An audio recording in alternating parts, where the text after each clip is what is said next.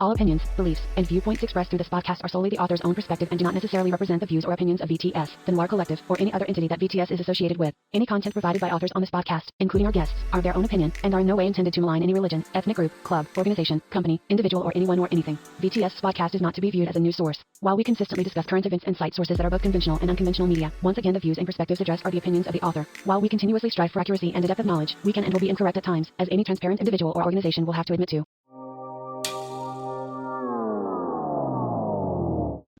It's negative shit, right? Because you love something so much, you get disappointed. When you're not doing something the way you feel like, you get disappointed. Mm-hmm. But you're only disappointed because you love it, right? Yeah. Because you're trying to get that moment. And we're trying to get to peaks that we don't even know because we haven't been there, but we know it's there for us, right? In some form or fashion. Yeah. It's there for us. And I think this is just a part of it.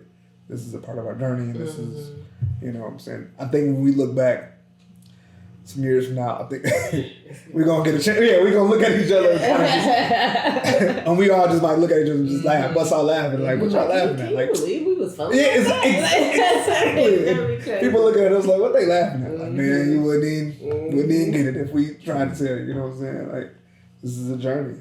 Yeah.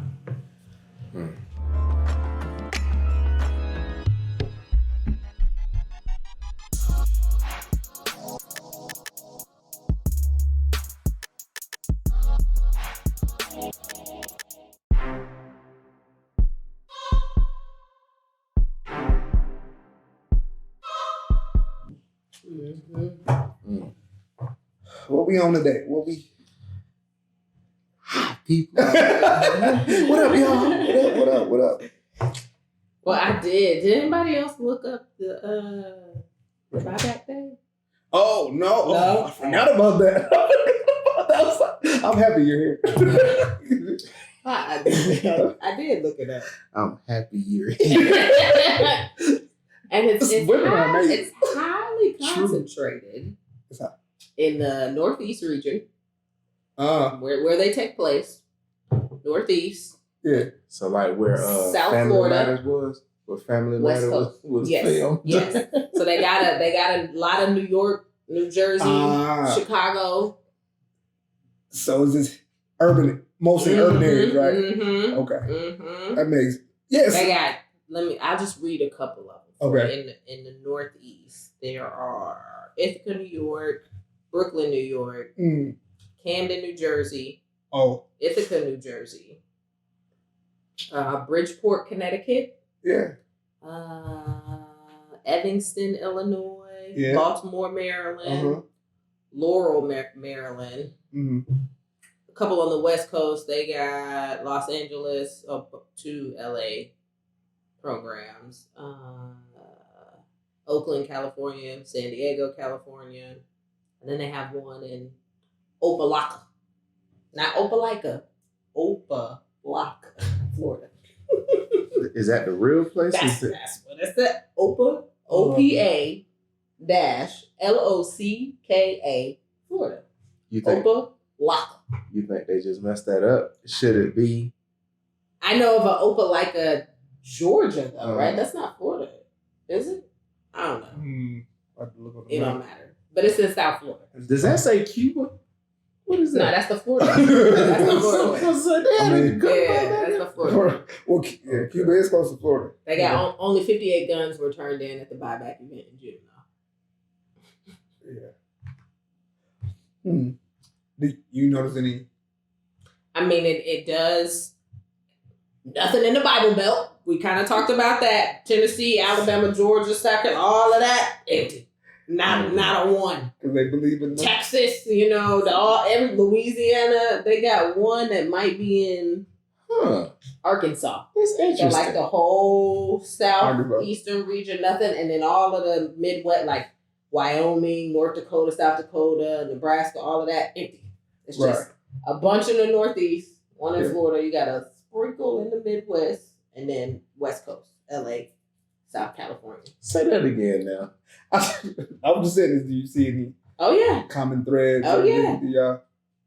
Oh, Well, first I hear urban. Yeah, a lot of urban here. Southern Caucasians clearly are not participating in these, or at least I don't say participate. They're not orchestrating buyback programs. Whoever is setting these up, they don't see the need to do so in those types of communities. It seems to only be in the urban, northeastern, extreme. It's southern. A lot of immigrants in southern Florida, maybe. What I do see is in the places that that where it's a heavy gun buybacks, they have laws against gun possession though. Because I'm here in New Jersey and New York, like you can't have a firearm, period. So that makes sense why they would. Okay. I don't know about the Florida one though. Cause that's out of the ordinary. Unless something happened in the community, like we were mentioning at the previous time, where like something happened in the community, and as a result of this thing, the community said, "Hey, we want to do this," and then the city came and supported it. Yeah, it could have been. I was thinking it was just because it's a lot of immigrants in southern Florida was kind of where mine was going. Damn. That for whatever reason. They similar sort of scenarios to what you were talking about before. They miraculously come in contact with them. There's a lot of violence happening, a lot of gangs and all kind of stuff happening in southern Florida like that. But within the immigrant community, so that they focus in that area, like, oh, we need to get their guns back to bring back so other people can go to South Florida and feel safe. It's interesting how those states, you're not supposed to have guns near, but they have some of the most gun violence, right, in the country.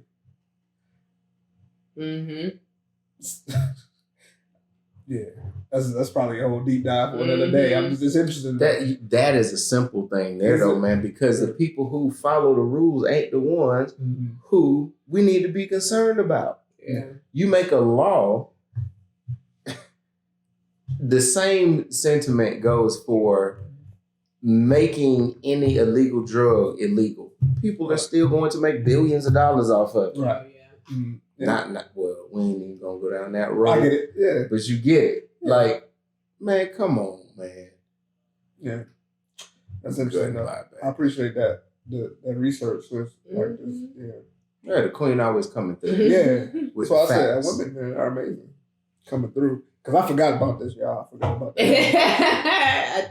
I just looked it up, though. I was curious about what you were saying before. I still couldn't find a whole lot of statistics, though, on, like, what they would be offering as far as money. Most of them said, like, little to no money.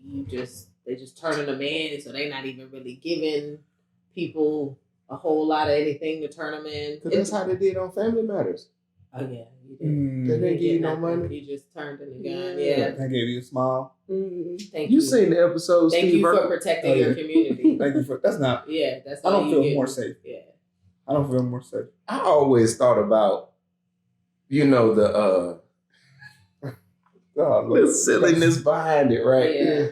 If they got some investigators that are like behind the thing, so when you turn the gun in, it's like, hey, let me holler at you. Hey, come over here real quick. We got some more people who want to say hello. And then you finna get charged for possession of this illegal firearm in New Jersey. I wouldn't even put it past. You get I wouldn't even put it past. And I hope not. That's so bad. Or somebody turn a weapon in or something and they be like, oh, this gun was used in a crime, so we finna charge you with it because you turned it in. We've been looking for this for years or something like that. I just found it. Sorry. I just wanted to this gun been sitting across the street in that field. I just wanted that $100 Amazon that's gift card. This weapon probably cost 3 times that. Yeah. You got a $2,000 gun. You want me to give it up for free?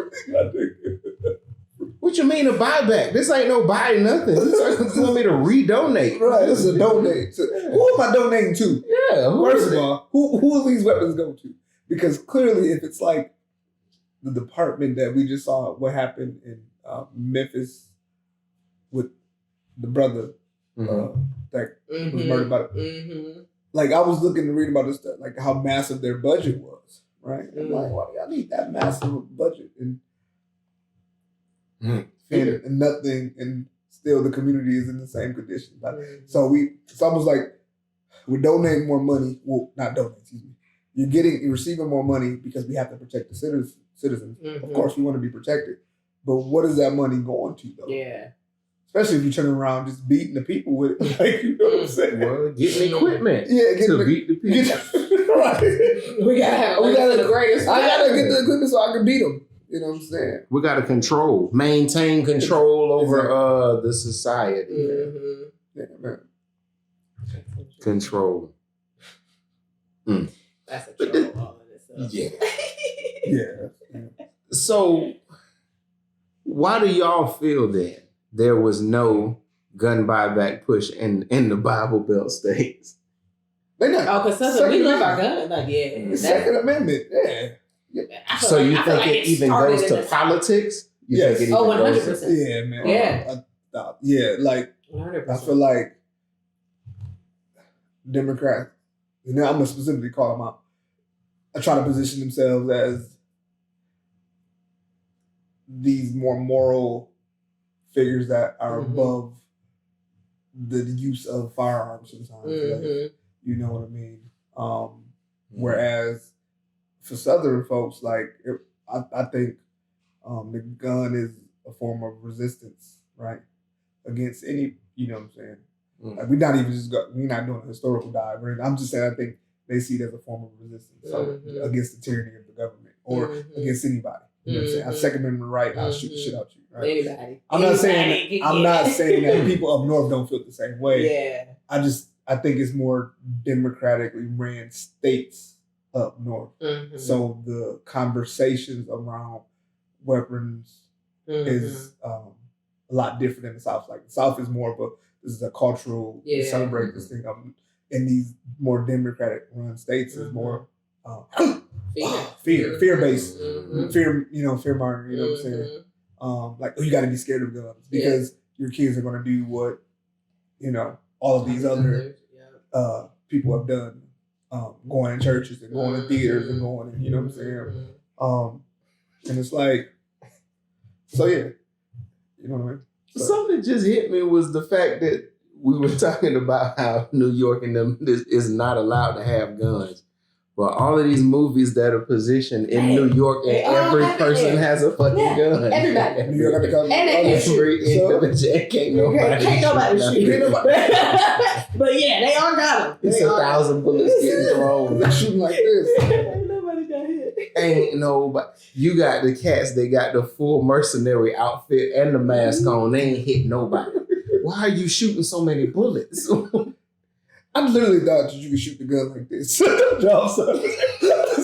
like a knowledge, I didn't know. I was like, why can't you shoot the gun like that? Like, bro, like that is a whole. You trying to kill everybody but your target. I hate the fact that somebody was in the movie and was like, yeah, that'd be cool, dude. Yeah, because it's a movie though. Like, it's supposed to be, But I don't know how we take that into real life though. Like it's like.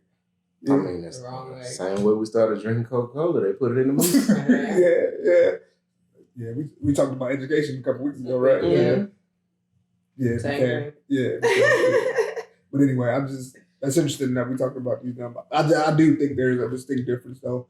So the Bible Belt again, Second Amendment, like we for that, like we got it, like guns and Bible. Like, you know what I'm saying? Almost like what Obama said, but like it's like nah, like we. I think understanding of protecting yourself from the tyranny of the government is something that certain people hold more dearly than others. Somehow, some way, a lot of people have like become like, oh no, our government's here to protect us from all things, even from our own selves, right? And some people don't feel that way, right? You got people that are like, even if they trust in the American government, they're still like, just in case, I gotta protect myself from. It could be I gotta protect myself from my neighbor. I gotta protect myself from the government. I gotta protect myself. Period. You know what I'm saying? This is the way I feel safe. You know what I'm saying? Again, up north though, you know the idea around it is a little bit different. I guess in Chicago, you like so many murders in Chicago. Like, why is that though? That's what I was thinking. Like, why is what that? Is it? You know what I'm saying? If there's a larger density of people, right? That's definitely in more urban areas. Where in the South we're a little more spread out. Like they're more condensed. But in that space, what in that environment causes you to have that sort of fear mindset? Is it literally just the conversations that everybody's having around the guns, or is it the fact that because they're so close, like they ain't got no space? I'm just curious. Like, does that have anything to do with it? It could. I think, I think poverty has something to do with it. Oh yeah. I think it's economic conversation. I think when you deal with the economic realities of people, and what lack of resources can do over time to the mind, and what that could produce, what that could yield. It could yield folks that may not have the same moral compass as you. Not saying that you're more moral. Not saying I'm more morally sound than these people. I'm just saying that you got it. I'm gonna take it because I don't got it, and I've never had it, and I don't know when I'm gonna get it, and I've been trying to, but this, you know what I'm saying. So now I think we're dealing with. I think poverty. We all know, like poverty, man. It's a hell of a thing. It causes, and so you don't have, and then somehow you get this thing in your hand that's giving you this courage, right? And you living in a community where a lot of cats it is what it is, bro. Like you can do all the preaching and all the, love, black love, blah, blah, all that. Yeah, bro, all that. But just trying to blow my head off. Yeah, I gotta protect myself. Like, I ain't 8. I gotta go get. You know what I'm saying? But and then the issue is though that the critique is always on that part. Like the blame is always on that. Never the. Like, wait, what is going on with the system that would allow, that would produce? To question that means to question the people in control. Exactly. And you get, that's when you end up dying. Or you get, or you get marked up, blah, blah, blah. You know what I'm saying? So, the politics of it. Politics. But people can make millions of dollars. Everything is money, though, right? I mean, because this is about weapons, but the conversation about weapons also deals with the conversation about economics, deals with the conversation around politics, deals with the conversation around cultural, social values, right? Yeah. Cultural values. Yeah. Right? So those are all things that are going on right now in the play, right? You know what I'm saying? Like I think the laziest thing for us to do is just like, look at these young cats just shooting, killing each other. Like they don't know nothing. They don't know no better. It's black. Blame it on black women. Cat. It was a cat. Single. I seen. Yeah, he blamed the murder of the. You want to walk through it? It was basically he was making the big picture claim that all of this black on black crime is due to these single moms, like all of these single parent households with these single moms not raising men. But even that critique, right? Even if you wanted to posit that critique, right? Even if you wanted to put that there and be like, bro, you again, I feel like to me, you still blaming the victim, which is black women, right? Yeah. Due to a system that was purposely put in place to make sure that it took the black man out of the to disrupt our communities, to disrupt the family structure. We gotta really so if you're gonna say that, do the whole story, and then lay out your argument, right? And say this is what you like. But to say it, and I didn't I don't know. Yeah, and I didn't get to fully hear what he had to say. I didn't want to. You know what I'm saying? But right. But I didn't. You know what I'm saying? But I'm like, no, you're not. I couldn't let you. You're not about to just throw all this on black women. And we know what this society was built on, and we know what they did. We know how they sent in people to purposely disrupt our communities. We know how they wanted. We know how they wanted the Claudines. You know, remember that movie? We know how y'all purposely wanted that. You think black women? You sit up here and tell me as a black man, you think a black woman will choose for real to be alone, raising these children by her damn self because she getting assistance from the government? Hell no. She want the person that she helped cultivate this child with, whether they wanted the child or not. She still want that person there doing his job. I guarantee, not 10 times out of 10. Because that's what's in the best interest, even of the child, right? Like pour into the leadership. So to just sit up here and blame black, see, this is what this country does. This is what this is what racism is right here to me, not the little bullshit that we just call racist. Like we get it mixed up. Racism is a system, right? What does that system produce is what racism is, right? Our minds, how we even interact with each other, how we even have certain conversations, and the fact that we can automatically go blame black women as a society, that's a problem. Like, wait, so what we gonna point the finger at black women and then everybody else gets to sit up here? And so, like, did you blame my brother? Did you blame white women when you got? I can name 50 white mass shooters. Did you blame white women for the way in which they raised their white child? No. Did you blame white men for being in or not in the lives of their child for these mass murders? Right? But no, you blame black women because you think, as a black man, you think his standpoint is we got a moral deficiency, right? In my point, this is what he's really trying to say. We got a moral deficiency, and if we be more like others, if we be more like them, like them who? Like the same people that has been doing murder all around the world. But this is, but bro, we can pause, cut some of this off. No, because, like, this is real because you.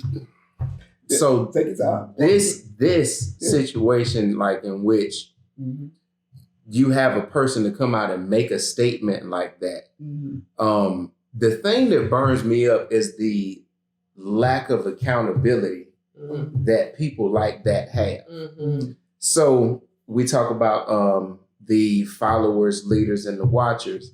And I sit here and I look at this cat who's supposed to be a leader, you know what I'm saying, an influencer, those people, and he not have the consideration to know what that does to us as a people, know what that does to a whole race. He sits in a position of potential influence, but you slander our women once again. My dad says this the best. He was like, we are the only people who call our women bitches and hoes in our music and down our people. Like, why would you sit there on national television knowing the world is watching you and say, oh, well, yeah, this only happening because of black women. Yeah. Who the hell were you born from? Right. And the scenario that these people have to, like, what about this single mom who got tricked by the nigga like you? Who's a professional athlete out here fucking all these women and giving them false promises, and then they have these children and they're lied to and they have to do this. They choose to, and then the child, what? Come on, man, that's their fault. That's that woman's fault. It's still their responsibility to be able to raise the man, even though she's not a man. Speak on herself. She will never be a man. But it's supposed to be held responsible and accountable for instilling those principles in a young man. I disagree with people who want to speak negatively on anybody. I don't care about the race thing. I mean, that's very important to our culture. However, come on, man. Like, you don't give a holistic approach. Give a fact-based statement, but don't say no stupid shit. It is factual to him, though. That's his that's level. That's how his he level sees of exposure. That's what he knows and sees. I'm cool with you expressing your views. What I want, though, is to have, if everybody has an opinion about something, that's okay. Everybody has an opinion. I can agree or disagree with your opinion. But if you're going to express that of you, please make sure, especially in a platform like that. Like he said it is on Fox News, and then he went on his own show to elaborate and give more fuller explanation on it. And I think you just want to make sure you have dialogue with that. You got the other people that can come in and help, you know what I'm saying? Like give some context to that. Or to be like, hey man, what do you mean? Like, walk me through what you're really trying to say. Because I'm like, I want to know what you're trying to say. They wanted him to say that and leave it right. Yeah, that's what, but and like his dumb ass let it happen. And just like, I need you to walk me through what what you're saying. Like, you putting this all on black women. Like, what parts are you putting on black women? Like, just walk me through that. But I want to hear. Okay. Because maybe it's something that maybe it's some information that you know, or maybe your perspective is so. His perspective is accountability, right? But his perspective is accountability on us only, right? And on black women and on black men, but not the critique of society, right? Yeah. So his critique is, no, it's your responsibility as an individual human to make that. Yeah. Weapons deactivated.